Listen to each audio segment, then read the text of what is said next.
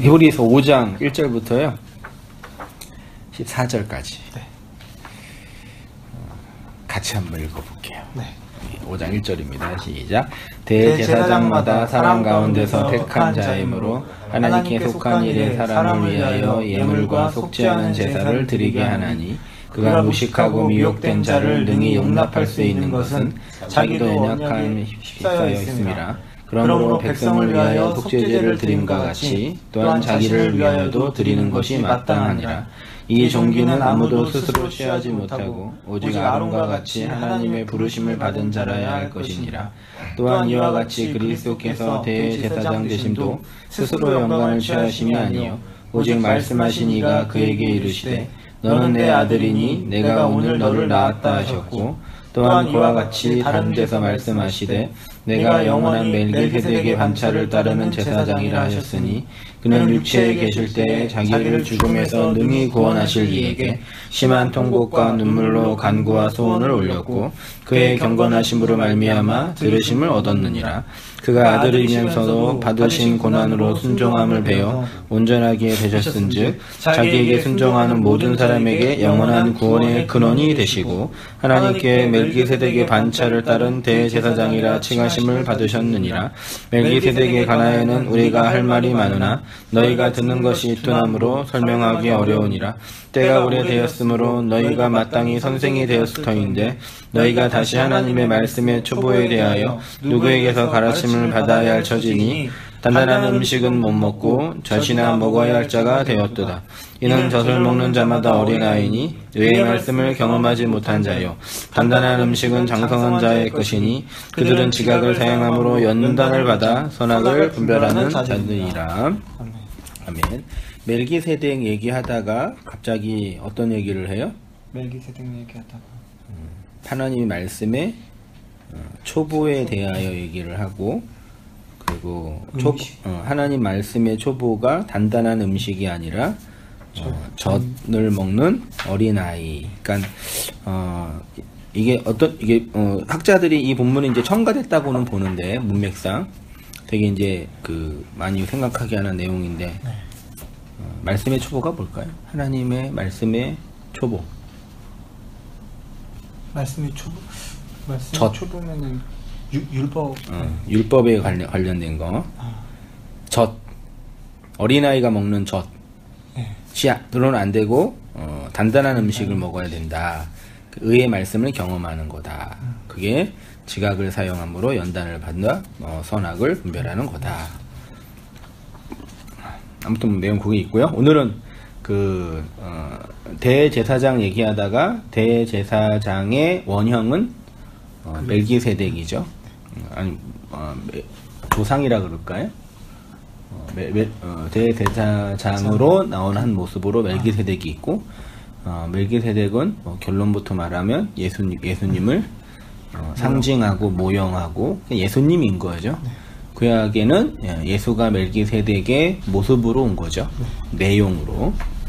그 이야기를 해볼게요. 광야의 불순종 한번 먼저 읽어주세요. 히브리서 문맥을 기억하면서 본문을 보셔야 합니다. 이제 이스라엘이 광야에서 다 구원받지 못하고 죽었다는 것을 예를 들어서 불순종 때문에 죽었다고 합니다. 그런데 그 불순종은 믿지 않음입니다. 개별적인 계명 몇 개를 지키지 않는 것이 아니라 믿지 않음, 그것을 불순종이라고 합니다. 광야에서 그들이 죽은 이유는 불순종에서다. 믿지 않아서다. 누가요? 1세대 1세대 이스라엘. 1세대 이스라엘의 내용은 애굽.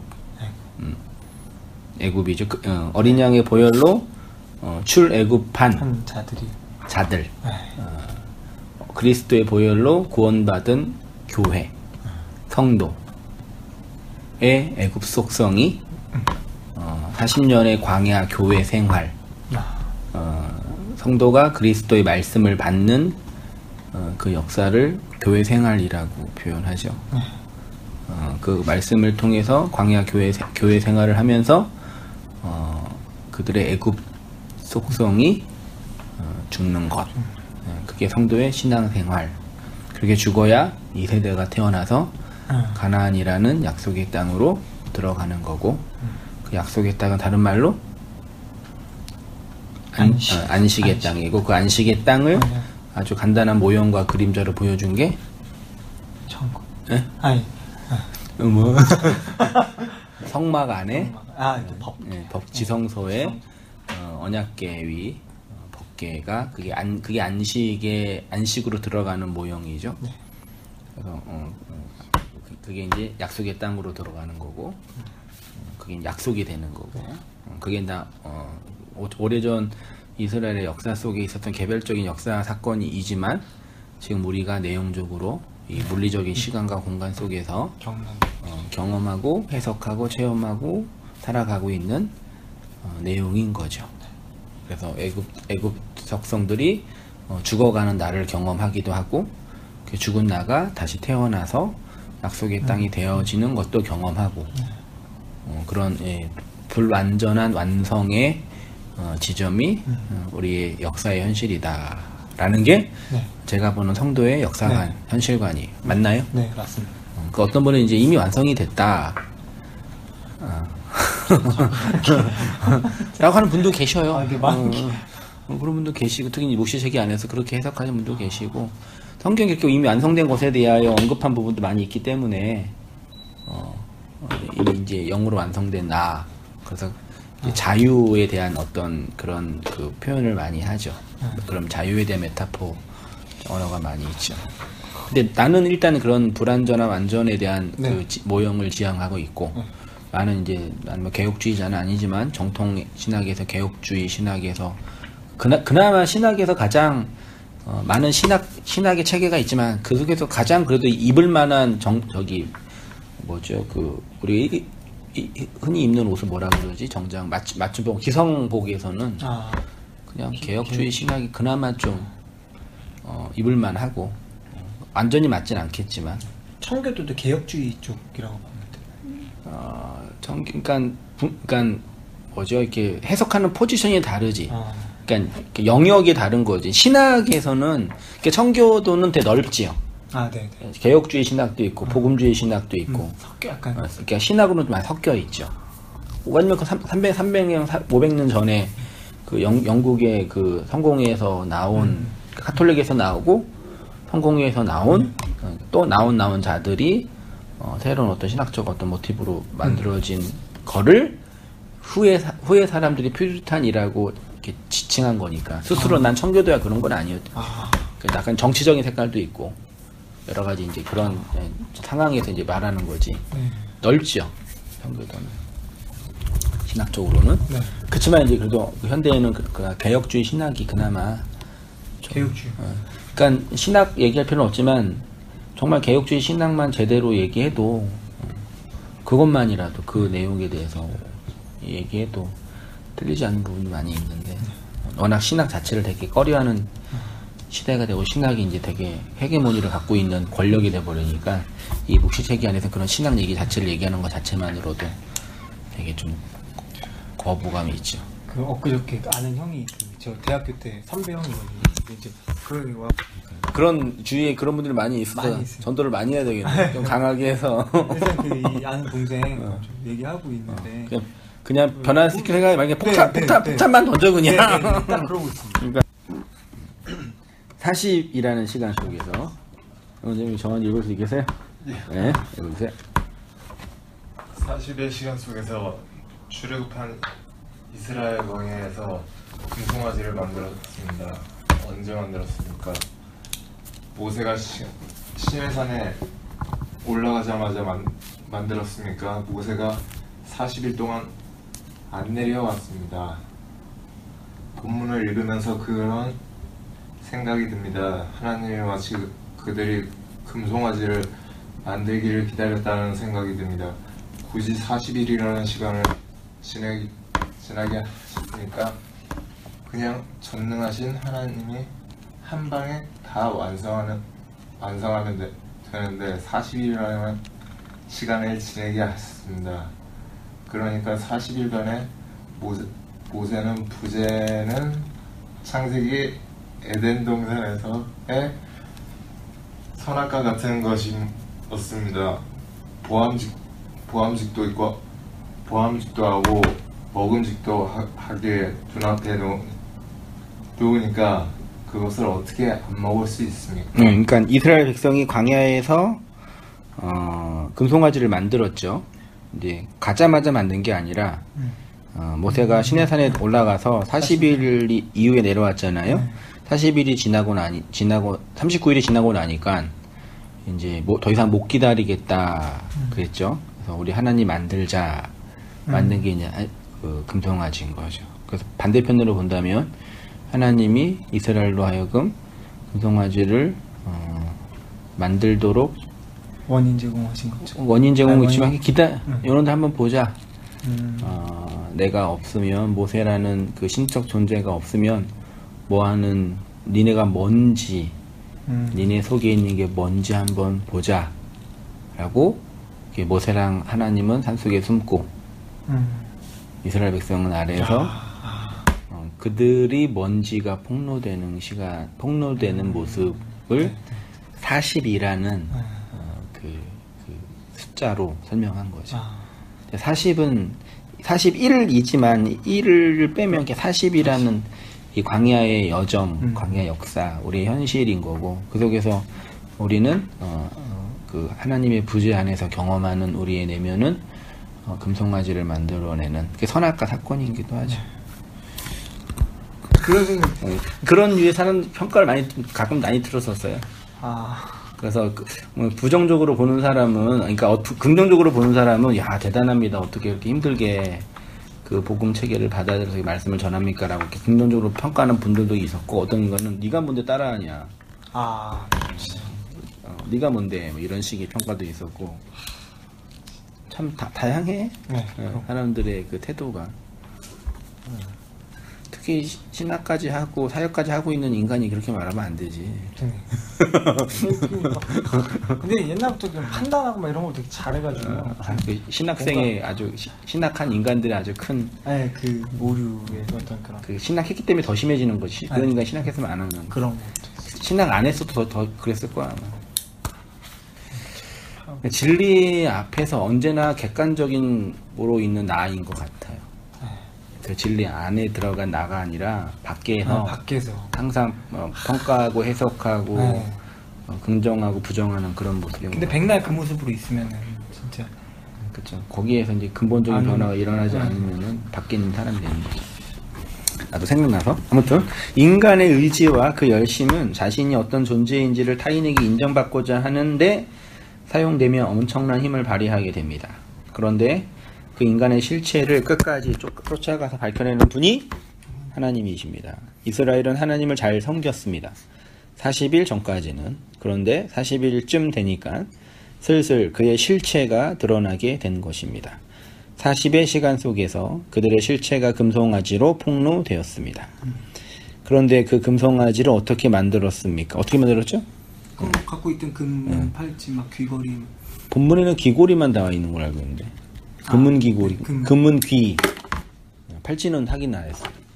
귀고리, 금은 귀고리. 근데 그 금 귀걸이, 은구 귀걸이가 실제로 그 금, 은 귀걸이겠지만 그 어떤 그 탐욕, 어떤 이런 어떤 욕망으로 만들었다라는 표현으로 얘기하는 게. 그거보다는 그러니까 종은 귀뚫잖아요. 그러니까 나의 이 귀를 당신한테 드립니다. 내가 듣고 싶은 그 얘기를 하는 그게 신이잖아. 네네. 그러니까 우리 흔히 이제 청소년들이나 젊은 사람들이 아이돌 우상이란 얘기는 자기네가 듣고 싶은 얘기를 제가 하잖아요. 자기네가 듣고 싶은 노래를 하잖아. 우리 뭐 트와이스나 뭐 BTS나 얘네들이 많은 사람들의 우상이라고 표현할 때는 그 대중들이 듣고 싶은 노래, 듣고 싶었던 노래, 열망한 것들을 그 우상들이 해주니까 우상으로 섬기는 거잖아요. 딱 그 패러다임이에요. 그렇구나. 내가 듣고 싶은 그 얘기. 아까 그 형제도 듣고 싶은 그 얘기를 듣고 싶은 거예요. 맞습니다. 정말 그 진리가 들어오는 내 얘기가 아니라요. 그러니까 금은보다 귀가 더 중요한 메타포죠. 내가 듣고 싶은 거. 그 사람은 실제로 듣고 싶은 얘기만 듣고 자기가 안 범위 안에서만 들려요. 아무리 얘기해도 진짜 너무 공감. 나도 마찬가지고. 맞아. 사람은 아무리 얘기도 안 돼. 자기가 듣고 싶은 얘기만 듣고 들리는 얘기만 들어요. 특히 그게 우상이 그대로 반영되는 거지.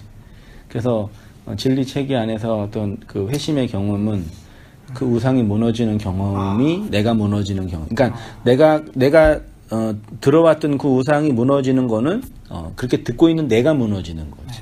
나의 죽음이지. 우상이 그 우상을 파괴한다, 우상을 무너뜨린다는 거는 결국 그동안 들었던 내가 듣고 싶기를 열망했던 그 나가 무너지는 차원이죠. 그런 경험인 거죠. 아까 얘기했던 부분들. 사도 바울이 우상을 어떻게 정의합니까? 탐심이 우상 숭배라고 합니다. 그러니까 탐심을 다른 말로 하면 인간이 욕망하는 어떤 가치 이런 차원이 아니라 인간이 욕망하는 게 나쁜 거예요? 욕구. 욕망하는 게 원래 근본적으로 욕망하는 게 그게 뭔지 모르는 거 아닌가요? 원래는 하나님을 그러니까 욕망 자체는 나쁜 거예요? 아니요. 욕망 자체는 그 욕망이 없으면 욕망과 본성의 차이가 뭐예요?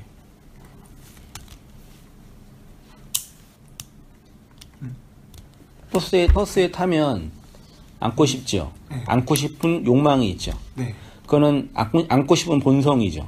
네, 같은 본성이지. 앉은 다음에는 뭐 하고 싶어요? 눕고 싶지. 눕고 싶은 욕망이 있죠. 눕고 싶은 본성인 거죠. 네. 그러니까 그 욕망과 그 본성은 윤리적인 가치론적인 판단인 건 아닌 거죠. 네. 그거는 그냥 주어져 있는 거. 만약에 그런 욕망과 본성이 없으면 생명체가 아닌 거죠. 그걸 억제하는 걸 금욕이라고 하는 거고. 인간 안에 있는 그 욕망은 그런 거지. 네. 100만 원 벌면 200만 원 벌고 싶고 200만 원 벌면 300만 원 벌고 싶죠. 그거는 돈에 대한 탐욕이 많이 있다라고 사람들이 오해하는데 그러니까 아까 버스에서 서 있고 앉아 있고 눕고 싶은 욕망과 똑같은 기준인 거죠. 다만 이제 내가 더 많은 걸 벌면은 다른 사람이 그것 때문에 피해를 보는 상황이 된다면 그게 문제가 되니까 사회적으로 조정을 하는데 그건 사회학적인 문제고 우리 내면적으로 볼 때는 인간의 욕망 자체는 그건 선악의 문제나 윤리 문제나 도덕적 가치론적인 건 아니 그냥 자연 발생적인 자연 현상인 거죠. 맞나요? 네, 맞는 거. 인정 안 하는 거였는데. 아니 맞습니다.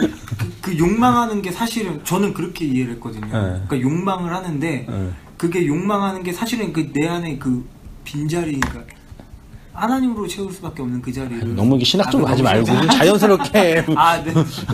아주 그렇게 들어가지고 맞습니다. 아니 그러니까 욕망 자체는 죄라고 할 수는 없죠. 그 죄나 악이다 의다 윤리 좋다 선하다 나쁘다라고 할 수 없는 거죠. 네. 주어져 있는 거예요. 그렇죠. 그거 자체가 나쁘다고 한 게 아니죠.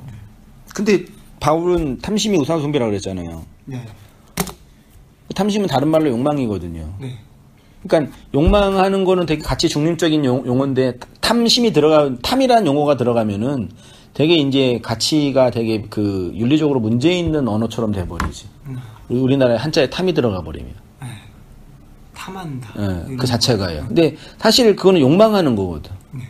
그 용망은 본성인 거고. 그 본성은 욕구가 채워지지 않으면은 없어지지 않고 계속 욕망하는 거고. 그런 거잖아요. 그러니까 만약에 탐심을 등가 번역해서 욕망이라 그런다면 욕망은 우상숭배다 말이 돼요? 욕망을 또 본성은 우상숭배다 말이 돼요? 말이 되잖아요. 바울이 그랬잖아. 그 욕망이 아닌 다른 욕망을. 욕망 A, 욕망 B가 있으면 되게 달라요, 그게? 그럼 뭐해, 그러면? 이스라엘이 우상숭배했잖아, 금송아지를 향해서. 그게 탐심이고, 욕망이고, 본성이잖아요. 네. 우상숭배할 때 뭘 빼냈어요? 기구를 뺐잖아요. 그 우상숭배는 그 우상을 향한 나의 욕망, 내가 듣고 싶은 얘기를 하는 대상을 향한 그 표현인 거잖아. 네.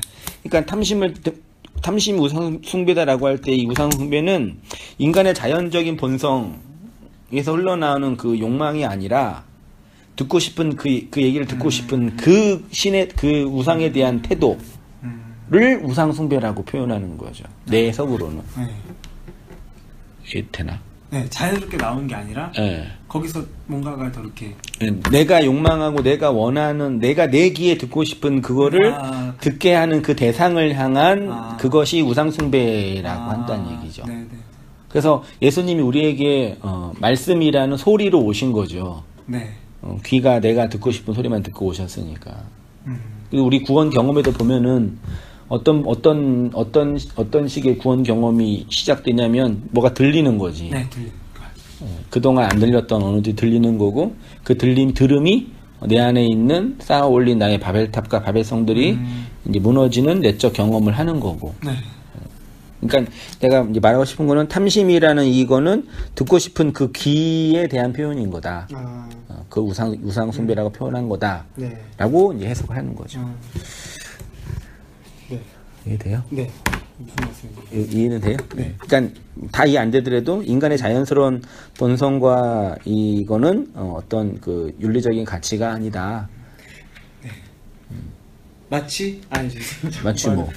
마치 그렇게 버스에 타는데 자리에 앉고 싶은 자연스러운 게 나왔는데 거기서 이렇게 예를 들어 누가 이렇게 타는데 양보해주기 싫은.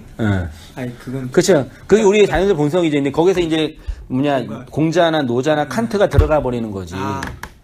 그래서 너의 희생을 통해서 다른 사람의 유익을 얻는 게 너가 가치 있는 거다라고 도덕적인 선생이 오시는 거지. 네. 그 도덕 선생님이지. 근데 그 도덕 선생은 그 현장에서의 그 사회학적인 정화는 가능하지만 인간의 그 본질을 해결하지는 못하는 거지. 본질을 해결하려면은 안고 싶은 욕망을 없애버려야 되는 거야. 그래서 어떻게 했냐면은 안고 싶은 욕망을 악한 거다고 그렇게 얘기하는 거예요. 누군가 오면 네가 이거 고쳐줘, 네가 양보해야 되고, 그렇게 하는 게 좋은 사람이고, 그래야지 선이 증정되고, 이 공동체나 단체가 효율적으로 움직여야 되는 거지. 근데 아직도 여전히 우리는 칸트에 갇혀 있고 공자에 갇혀 있어요. 우리의 선생은 칸트고 공자야. 진짜 무서운 거는 내가 듣고 싶은 것만 듣는다는 거는 특히 말씀 부분에서는 말씀은 이게 더 강하지. 네, 특히 종교성은 더 강하지. 진짜 거의 정신병적 현상이지 내가 볼 때.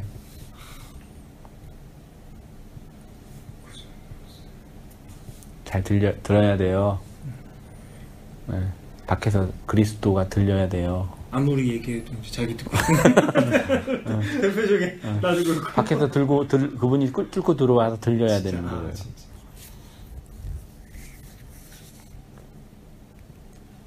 근데 여전히 많은 분들 우리를 비롯한 우리 모든 인간 체계는 그러니까 칸트로 대표되는 그 도덕성, 공자로 대표되는 그 윤리성에 갇혀서 그걸로 이제 선과 좋은 넌 이거보다 위에 있으니까 좋은 거, 아래에 있으니까 나쁜 거라고 보면서 그 인간 자체나 그 본질 자체를 보지 못하게 하죠.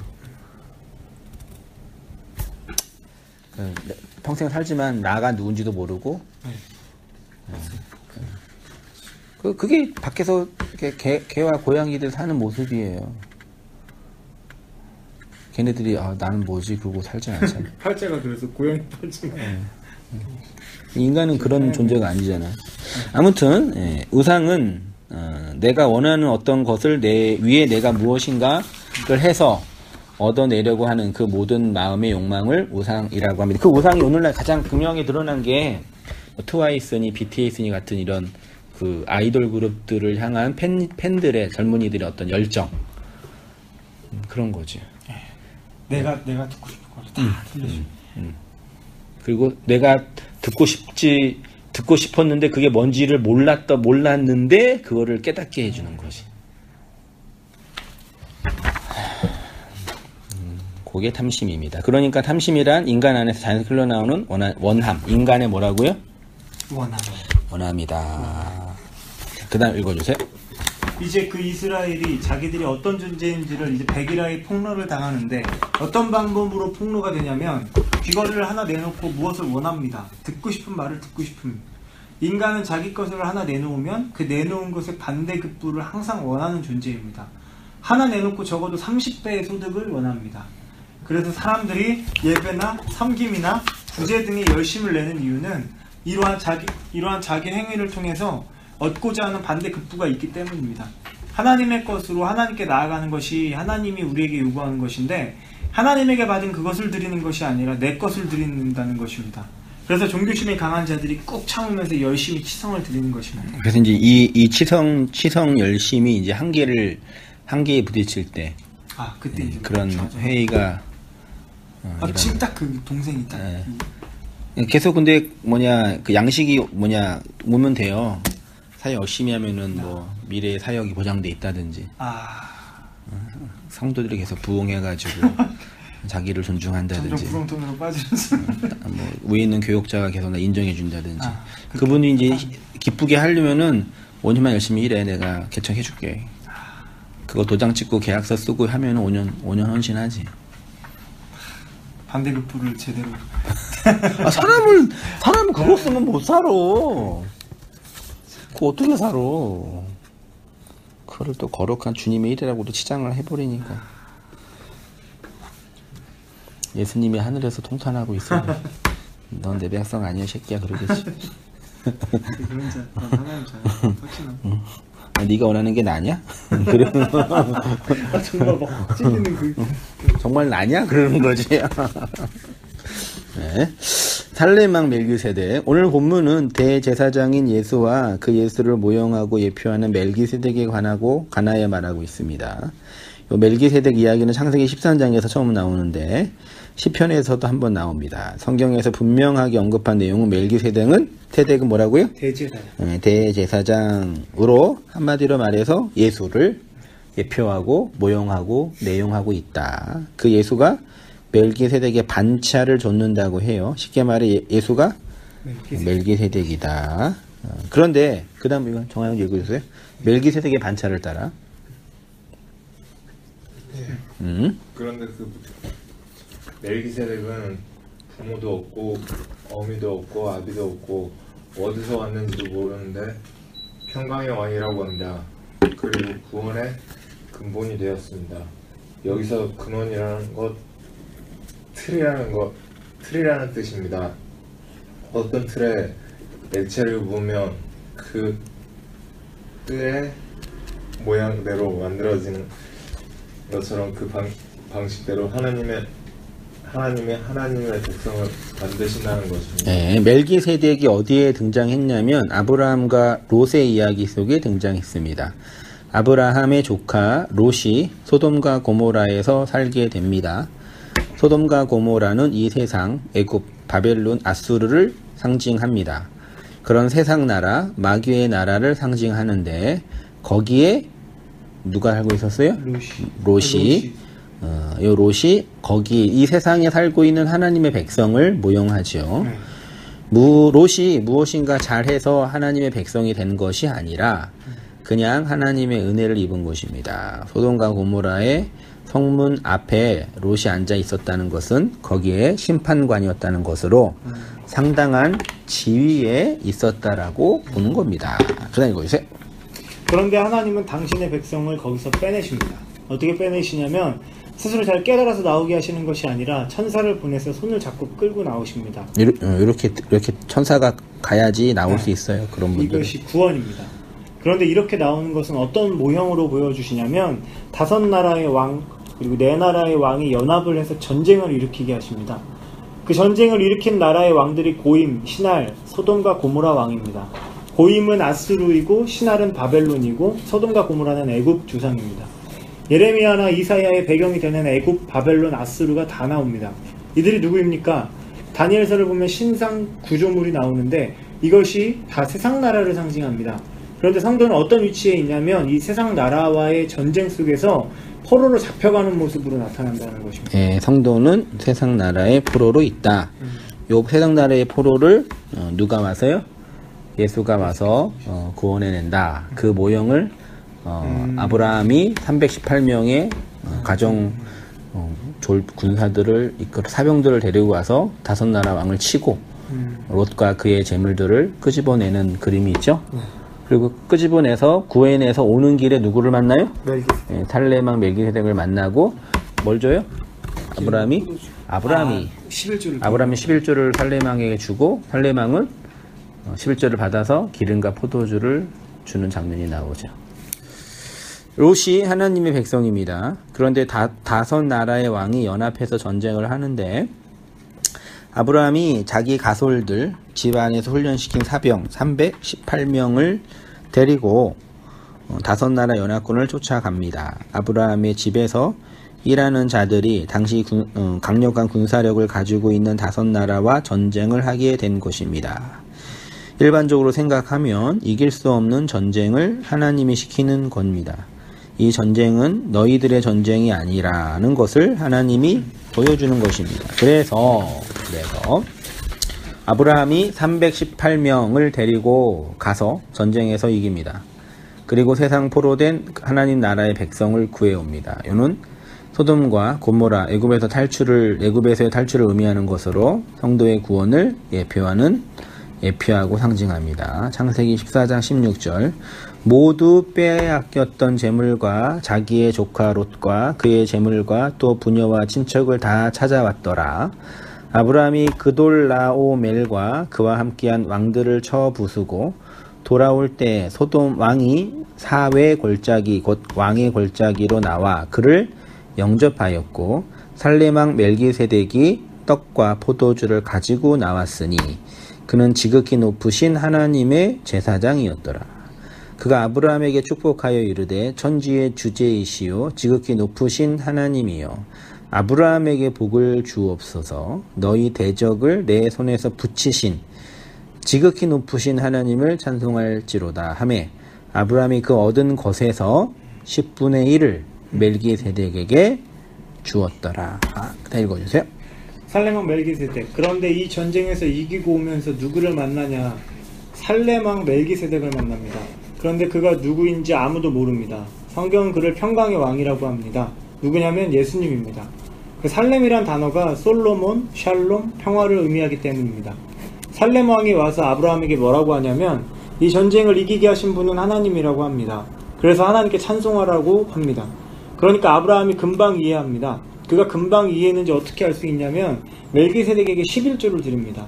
그가 드린 11조가 성경에 등장하는 첫 번째 11조입니다. 네, 11조가 무엇이냐면 나를 대신해서 누군가 드린 속전의 성격을 가지고 있습니다. 레위기나 출애굽기에서 설명된 11조는 내가 드려져야 할 자리에 어떤 이가 드려졌으므로 내가 드리는 그에게 속전 대신 드리는 것들 11조라고 합니다. 그러니까 내 대신 누가 드려졌다는 것에 대해서 인정하고 받아들이고 고백합니다. 그것 드리는 것이 11조. 그래서 한국의 이 11조 관이 없지는 않죠. 네. 내 것을 하나님께 드린다. 그래서 그 드리는 것을 번 돈의 제 정의 10분의 1을 드림으로 이 모든 것은 하나님의 것이다라는 인정. 그런 의미에서는 되게 좋은 것 같아요. 네, 그런 걸 인정한다는 그거를 이제 거두어서 이제 교회에서 이제 어떻게 어떻게 이제 사용하냐는 교회 공동체의 몫인데 그게 이제 마치 복채처럼 돼버리니까. 네. 시간의 11조도 있던데요. 시간의 11조.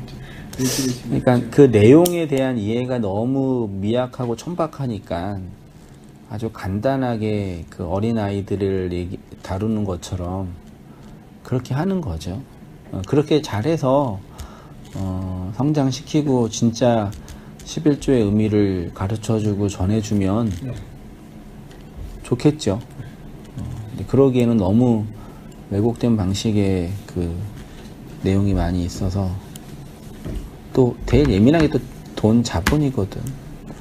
어디든지 우리나라에서는 가장 예민한 게 돈이고 자본이니까. 그렇죠. 성경적으로 11조를 할 것 같으면 뭐 얘기 들어보니까 11조를 성경적으로 할 것 같으면 7년째는 하면 안 된다 이런 얘기도 있고. 왜요? 뭐 안식년에는 쉬었는데 그럼 6년 동안은 하고 7년째는 쉬어야지 왜 7년도 하냐. 성경적으로 할 거면 그러면 요즘에는 그때처럼 농경사회도 아니고 그런데 어떻게 하냐. 그러니까 성경적이라고 할 수가 없지 않냐. 그렇게 얘기를 하더라고요. 또 어떤 책에서. 그치, 맞지. 네. 아니 성경적으로 따를 거면 농사 짓고 그렇게 해가지고 밭이지 그대로 해야지 왜 네. 지금은 또 다른 방식대로 할 거면은 그럼 6년 동안만 하고 7년째 한 1년은 쉬라고 그러면 이렇게 얘기하죠. 안식년에 아무것도 안 했잖아. 네. 그러니까 그때는 안 했으니까 그럼 그때도 11조는 쉬어야 되는 게 아니에요. 11조를 쉰다는 얘기는 직장도 쉰다는 얘기지. 네. 그러니까 그러면은 환경적으로 할 거라면은 그때처럼 해야 되는데 그럼 이거 벌써 여기서부터 틀어지는데 이제 그렇게 얘기하더라고요. 맞죠. 뭐 십자가에 못 박힌 11조라는 책이 있거든요. 그 책에서 그렇게. 거기서 이제 11조 어떻게 알아요, 그러면요? 거기서 이제 그렇게 그 11조의 의미에 대해서 얘기하고 열이 하나로 해서 그렇게 설명하더라고요. 하고. 네, 그리고 나서 그게 이제 그리스도께서 우리를 위해서 그 속전으로 들여주시고 이제 네, 그렇게 얘기하고. 네. 그러면 이제 이 화폐 가치의 11조는 화폐 가치의 11조는 그게 하나님 거라고 인정한다면 10의 2조를 드릴 수도 있고 3조를 드릴 수도 있고 그거에 연연할 필요는 없다라고 얘기를 하더라고요. 그 드리는 게 더 연보의 개념으로 그 연보, 그러니까 11조와 연보는 완전 다른 거잖아요, 사실. 네. 그러니까 11조는 그러니까 우리 현대 한국교회 11조는 화폐로서의 11조지. 네, 네. 화폐 성도들이 번 화폐의 11조지. 신학적 11조는 이미 없어진 거고. 근데 구약에서의 11조는 화폐가 하나도 없죠, 사실. 네. 수학물 그냥 그 문명 사회의 어떤 의미론적인 11조죠. 네. 그렇죠. 근데 우리는 그 의미론적인 11조를 11조는 용어만 껍데기만 갖고 와서 내용 화폐로 해석해 버렸지. 네. 이상하게 적용을 하는 거야. 그 화폐로서의 11조는 없는데 이 구약에도 없었고 그 전에는 속전이라는 성전의 그 금화 성전에서 만든 그 코인으로 재해석한 거지 그거는 그 동전은 화폐는 없었죠. 그러면서 그 마태복음 23장 23절에 그 이것도 하고 저것도 하라 그거에 대해서도 설명을 했더라고요. 그래서 그리스 원어 성경으로 봤을 때는 이거를 수식하는 거다. 그러면서 이것도 하고 저것도 하라는 건 뒤에 거 앞에 거를 강조하기 위해서 뒤에 걸 얘기하는 거지. 그러면서 그 원어적으로 이렇게 쭉 그 누가 쓴 거예요? 그 안용수 목사님이신가? 그 집에 책이 있거든요. 한번 살짝 봐주세요. 아니, 그러니까 한국의 그런 11조 얘기를 신학적으로 해서 네네. 태물결이죠. 생각해요. 그럴까요? 그런 책은 나올 만한 데가 거기뿐이 없으니까. 근데 그런 신학적인 용어가 11조를 통해서 복받고 싶은 성도들에게는 아주 하찮은 네, 신학적인 작업이죠. 아주 많은 이들의 그 미움을 받고 있는. 그러니까 돈을 내고 안 내고의 문제가 아니라 자신들의 어떤 신학적 하나님의 신념 우상을 공격하는 아주 네네, 영역이니까 그게 11조라는 영역이니까 목회자 그룹도 싫어하는 부분도 있긴 있지만 성도들이 더 싫어할 거라 아마. 그럼 그동안 내가 낸 11조는 그럼 어디 갔냐 여기부터 시작해가지고. 그래서 그런 걸로 문제 막 되게 막 또 막 약간 이단 뭐 이런 식으로 그치. 팁이 많이. 기분 나쁘면 이단하면 돼버리네. 네. 그 세밀걸 그분도 이단 시비 얻어가지고 우리 여기 교단에서 뭐 얘기한다는데 좀 웃겨 죽겠어. 화폐 가치의 11조는 화폐 가치의 그 헌금은 연보라는 용어로 구제를 위한 공동체의 필요한 자본이라는 용어로 신약에서 쓰고 있는 거죠. 다른 사람을 위해서 내 것을 이렇게 허비하고 이렇게 먼저 내는 그런 어떤 자금으로 얘기를 하죠. 그 저번 주에 보니까 그 여기 그 집사님 저기서 이렇게 개수하시더라고요. 얘기하시는데 보니까 봉투가 있더라고요. 네. 봉투가 있어요. 우리 교회? 네. 헌금봉투 있잖아. 아, 주일헌금. 저 못 봤어. 그래서 가끔 생각했는데 그럼 그냥 이렇게 돈 이렇게 넣는 건가? 이렇게 봉투가 있으시고. 봉투 있잖아요. 주일헌금 봉투만 있어요. 11조 헌금 봉투도 없고 네. 감사헌금도 없고 네. 인터넷에서 싸도 되고 건축원금 봉투. 건전헌금 봉투도 없고 그렇죠.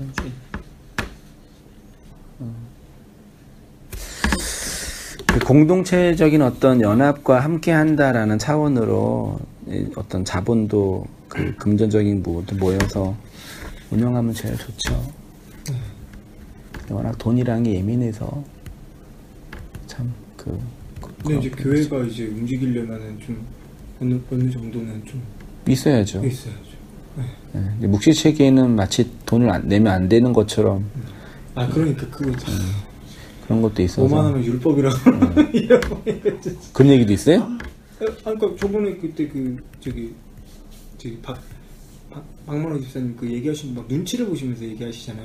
그래서 얘기하시는데 뭐 얘기하면 율법이라고 하지 마시고. 조심스러워서 그러시는 거냐? 왜냐면 우리 오신 분들이 기존 교회에서 상처 많이 받고 되어가지고 그런 반작용이 내면 안에 있으니까 또 돈이 필요하다 그러면 또 괜히 또 걱정이 돼서 그러신 거지. 하여튼 그런 부분. 11조는 구약의 11조는 그런 우리 현대 교회에서 말하는 그런 화폐는 전혀 아니다.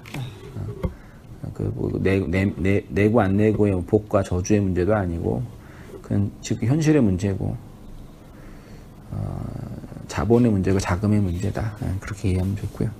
자, 멜기세덱의 떡과 포도주 읽어주세요. 네, 그러니까 그 원리대로 아브라함이 11조를 먼저 드렸다는 것은 내가 죽어 마땅한 자인데 하나님이 나와 함께 가셔서 전쟁을 이기게 하신 것이라는 고백으로 드린 것입니다. 아브라함이 그 예수의 속죄를 이해했다는 것입니다. 그래서 11조를 드렸습니다.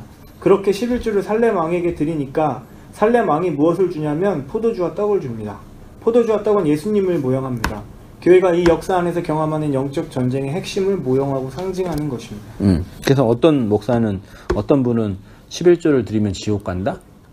이춘우 목사님. 네. 그 설교가 아주 어그로가 잘 돼 있어가지고. 네.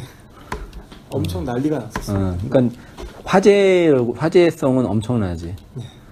그러니까 예수님이 십자가에 또 못 박는 거다. 그러니까 되게 신학적으로 깊이 있게 얘기하는 부분이 있는데 그 용어 자체 어그로는 되게 자극적인 용어죠. 틀린 말은 아니지. 틀린 말은. 구약의 그 11조를 계속 드리는 건 예수를 믿지 않는 상태라는 표현인 거니까. 한번 또 돈 얘기는 정말 여기나 저기나 저기나 하여튼 뜨거워. 맞습니다. 돈은 좋든 나쁘든. 성도의 진정한 상. 이러한 영적 전쟁을 통해서 성도가 얻는 유익은 이 세상의 물질이나 자본 등과 같은 것이 아닙니다. 성도가 이 전쟁에서 얻게 되는 것은 단 한 가지 물과 포도주입니다. 예수님뿐이 없다는 것입니다. 이것이 성도의 진정한 상입니다. 그래서 창세기 15장에 가면 하나님이 뭐라고 하시냐면 내가 너의 뭐라고 한다고요? 상이라 그래요. 너의 상급이다고 하십니다. 이것이 떡과 포도주란 뜻입니다. 하나님이 아브라함에게 구원의 내용을 그의 현실 역사를 통해서 설명하신 사건입니다. 사실 아브라함의 역사는 그의 개인을 위한 역사가 아니라 그와 같은 교회의 역사를 상징합니다.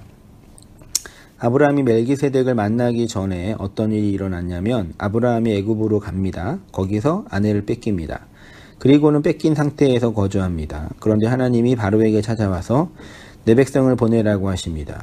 아브라함은 그냥 당하고 있었습니다. 그런데 예수 그리스도의 모형인 아브라함의 신부인 사라가 하나님의 전쟁에서 그의 신부가 애굽에서 남편의 손을 잡고 나오는 그림을 상징적으로 보여줍니다. 그리고는 하나님이 아브라함이 어떤 언약을 주시냐면 내가 내 후손들을 애굽에서 보내겠다고 하십니다. 애굽으로 보내겠다고 하십니다. 그리고 400년 후에 4대 후에 그 후손이 다시 나오게 하신다고 합니다. 이러한 내용을 아브라함이 이해했을까요? 읽어주세요. 예수로 살아가는 성도. 그런데 갈라디아서에 가면 그 후손이 누구라고 합니까? 예수라고 합니다. 그러면 성도 인생은 누구의 인생을 사는 것입니까? 이 아브라함과 롯이 누구의 인생을 살았습니까? 예수의 삶을 살았습니다. 예수가 하늘에서 이 땅에 이 마귀 나라의 종으로 내려오신 것입니다. 가장 약하게 오셨습니다. 오늘 본문에 보면 그를 하나님이 구원하셨다고 합니다. 그래서 존재론적으로 예수가 첫 번째 구원받은 자가 되는 것입니다. 하나님이신 그분이 그렇게 이 세상에서 하나님이 끄집어 올리시자 그가 십자가로 품고 있던 그 백성들이 예수와 함께 쭉 따라 올려가는 것입니다. 상도가 받은 구원이 바로 이것입니다. 예수님이 우리 구원을 위한 티켓이 아니라 그 존재와 내가 분리될 수 없는 연합 속에서 구원이 발생되고 완성된다는 것입니다. 그러니까 현대 기독교인들이 오해하고 있는 왜곡된 구원론이 바로 이 지점입니다. 예수를 자신의 구원에 이용해 보겠다는 것입니다. 예수와 구원을 분리해 놓겠다는 것입니다. 네, 그러니까 예수로 사는 게 성도의 구원이잖아요. 예수의 존재적 내용을. 근데 우리는 그 예수를 잘 이용해서 심지어 섬겨서 포장해서 어떻게 해서든 그 예수를 통해서 예수를 이렇게 통해서라는 그 신약의 서신의 그 의미를 그 이용해서로 번역한 거죠. 이용해서 예수를 밟고 구원으로 가는 것이. 예수라는 존재를 잘 이렇게 사용해서 이 자체가 구원입니다. 되게 근데 이게 사실 그 히브리적 관점에서 역사관과 철학관을 갖고 있으면 존재거든. 그렇죠. 네. 남편과 아내가 만날 때 연합. 내가 그를 이용해서 행복하겠다라고 생각하지. 그러니까 오늘날 젊은이들이 아니 뭐 아니야. 그 암컷과 수컷이 만나는 이유는 단 하나뿐이 없어요. 본능뿐이 없어요. 수컷은 저 암컷의 씨를 받아서 내가 안정적으로 가정을 꾸밀 암컷은 이길 수 있냐라는 그 매력을 느낄 때 받아들이고, 암컷은 수컷은 나의 씨를 받아서 내 이세가 나올 때 더 건강하고 튼튼하고 그 높은 수준의 그런 유전 정보를 가지고 나올 수 있는 그런 밭이냐라는 걸 매력을 느낄 때 다가가는 거죠. 그래서 아주 지체말로 남자는 능력이고 여자는 외모고, 여자의 외모를 판단하는 기준을 파고 들어가면 뭐가 있어요? 매력적인 여성이라 할 때 그 내면에는 뭐가 있어요? 내면이요. 그러니까 한 여성을 우리가 매력적인 여성이라고 이렇게 명제를 내릴 때 그 매력의 본질은 뭐예요? 모르는 것처럼 왜 그래? 외모.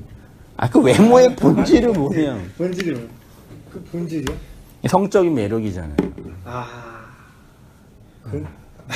뭐 엉덩이 쭈쭈빡빡 이런 거 아니야? 그런 아니에요? 잘 모르겠어요. 텔레비전 나오는 여인들 탤런트 중에 그런 매력이 없는 성적인 매력. 그러니까 모든 매력은 다 그걸로 핵심을 걷는다고요. 결국은 그렇게. 그 성을 포장한 거라고 이렇게 다 까고 들어가면 그거라고요. 내가 너무 세속적인가? 아닙니다, 맞습니다. 정확하잖아. 그게 남자도 마찬가지고. 결국은 그렇게 해서 얻고자 하는 게 그거죠. 그래서 결혼을 하기 싫은 거예요. 못 하는 거고. 나한테 내 행복에 도움이 돼야 되거든, 이 이성이. 근데 하는 걸 보니까 도움이 안 돼. 그런 이성은 세상에 하나도 없어.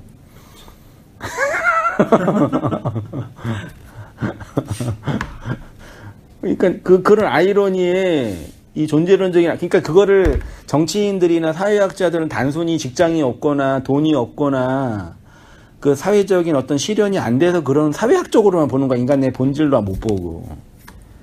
본질로 봐야 돼. 진단 자체를 바르게 해석 못 하는 거예요.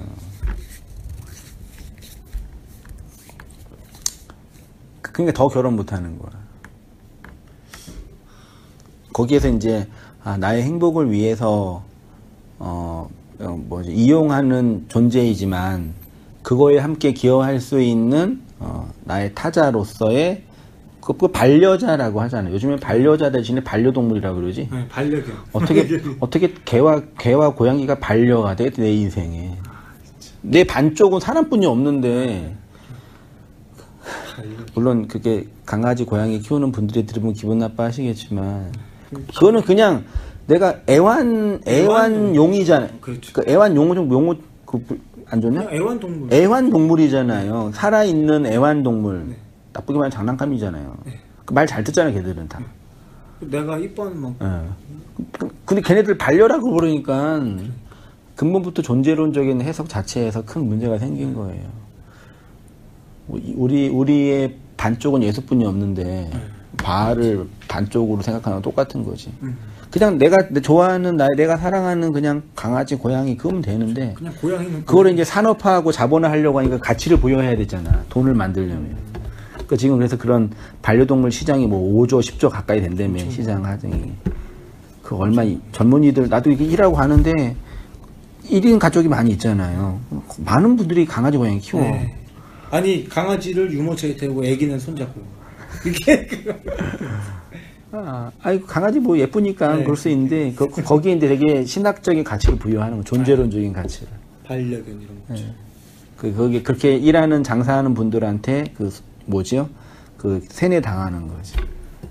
또 귀엽잖아. 또 걔네가 또 많이 사랑스럽고 귀엽죠, 솔직히. 사랑스럽고 또 말 잘 듣고 얼마나 외로웠으면 그렇게 우울증 있는 환자들이 그런 고양이는 아니겠지만 강아지들의 그런 행위를 보면서 이렇게 위로를 받겠어요. 네. 애들이 어렸을 때 그 인형 가지고 위로받는 거 똑같은 구조지. 저는 나이를 먹고도 그러니까. 우리 안에 그 유아성이 있거든. 네, 인형 엄청 좋아. 애기로 돌아가고 싶은 그 유아성이 있어요. 근데 그것들을 자기를 보호하는 어떤 중요한 어떤 존재의 한 부분으로 보면 되는데 그렇게 하다가 이제 진짜 본질을 잃어버리고 네. 우리 인생의 진정한 짝으로서 오신 그 예수는 보지 못하고 그렇게 껍데기만 살다가 그때만. 가는 거지 뭐. 대관 다 그렇게 사는 거지 뭐. 예수를 이용한 게 아니라 예수로 예수 안에서 예수와 연합해서 예수를 진정한 짝으로 내 남편으로 내 반려자로 반려자란 말 되게 좋은 말이야. 반려자. 나의 반쪽. 반려자가 이제 반려견이 돼버렸습니다. 반려묘가 되고.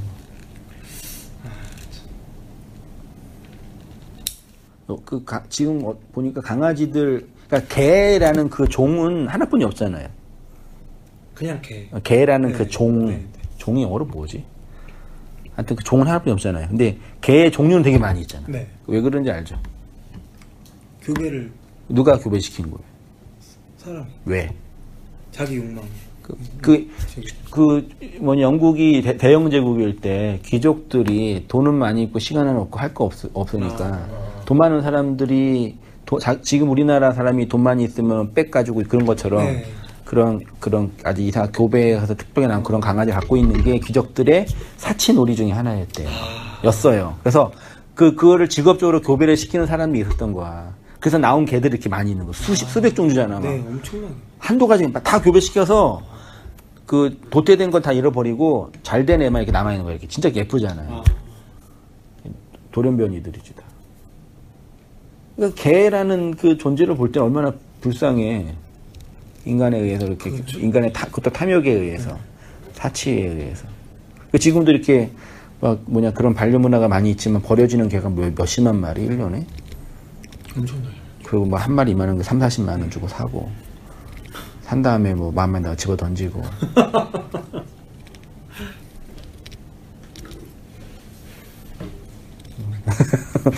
평소에는 예쁘게 잘 그냥- 키우면서 그냥- 술 먹고 와서는 화풀이 되면서 그냥 미친 세상인 것 같아 내가 볼 때는. 마음에 둘 데도 없고. 뭐 하다가 여기까지 나서 반쪽 얘기하다가 반려. 멜기세덱의 나라 읽어주세요. 이 세상은 죄와 이 세상은 죄와 사망의 나라입니다.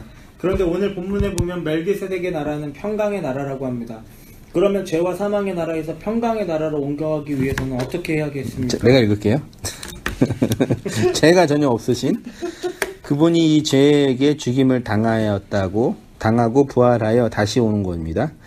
쉽게 말해 죄가 예수를 물었는데 그 예수를 죄와 사망이 죽일 수 없으니까 다시 뱉어내요. 그래서 예수님 무덤에 죽어서 들어갔죠. 무덤에 나왔잖아요. 무덤이라는 죽음, 무덤이라는 율법이 그 예수를 품을 수 없는 거지. 네. 그래서 나온 거지. 아, 그죠? 나올 때 누구랑 같이 나오는 거예요? 나와. 그 예수가 나올 때 그 예수의 끝에 달린 존재가 나. 그래서 내가 구원받는 거예요. 예수를 이용해서 구원받는 게 아니라 예수 안에서 예수로. 그러니까 하나님이 구원받은 자를 한 존재를 택했는데 그 존재가 예수인 거죠. 예수를 죽여서 무덤에 집어넣었어요. 근데 그 무덤이 그 예수를 먹을 수 없으니까 내뱉었는데 예수가 나오니까 예수와 함께 누가 나오는 거예요? 예수 1, 예수 2, 예수 3, 예수 4가 나오는 거야. 예수 1, 2, 3, 4에 누가 있는 거예요? 네. 있어요? 네. 하나님 나라 책에 농명된 자만 구원받는다 그랬잖아. 하나님의 구원하시기 작정된 자는 있네. 예수와 함께 예수로 그렇게 붙잡혀서 나오는 거지. 네, 그 예수를 잘 이용해가지고 어떻게 치장해가지고. 그러니까 개신교의 구원 교리에 개혁주의의 구원론에 구원론 시작이 그리스도의 연합이잖아. 네. 유니온 크라이스트. 그걸 설명하는 게 사실 유니온 크라이스트인데 이상하게 변질. 아니 신학책이 꼭 나쁘지만은 않아. 잘 설명해 놨어. 근데 어떤 분은 그 책도 이상하다고 그러는데 잘 설명해 놨어. 근데 왜 이해 못하는지 모르겠어. 나 읽으면서 그랬거든. 맞지. 그리스도와 연합해서 구원받는 거지. 그래서 천국에 상급이 있으면 안 되는 거지. 아, 그렇죠. 진짜 맞잖아요. 다음으로 말하는 상급 면류가 이런 것도 다른 의미에서. 그러니까 그러면 상급 있으면 안 되지. 근데 상급 있다 그러니까 그럼 왜 그러지? 첫 번째로 순교자에서. 왜 그러니까 사람들은 듣고 싶은 얘기만 들으면서 모이는 거예요. 네, 그게 헤게모니가 되고 권력이 되고 학문이 돼버리는 거야. 그러니까 객관적인 진리라는 거 사실 중요하지 않아. 내가 뭘 느끼고 내 안에 뭐가 있냐 가지고. 객관적인 사실은 사실 없는 거 어떤 일에서. 그 역사는 성공한 자들의 표현된 언어라고 그러잖아요. 그래서. 자, 그렇습니다. 그렇게 구원받는 거예요? 알겠어요? 네? 내가 받고 안 받고 둘째 문제 어떻게 구원받는지는 알겠죠? 그 예수 믿는 거죠. 예수 붙잡고 그 천부에 의지하고 주 앞에 옵니다. 그게 진짜 복음의 찬양이에요. 내가 내 힘으로는 구원 못 받습니다. 네. 당신으로만 구원받습니다. 나 좀 구원해 주세요. 저 목사님 자화가 뭐예요? 네? 자화 어디에 있어요? 스스로. 응? 여기. 자화자찬? 자화 사망. 그건 죄와 사망이겠죠. 아. 그런 걸 오타라 그러는 거죠.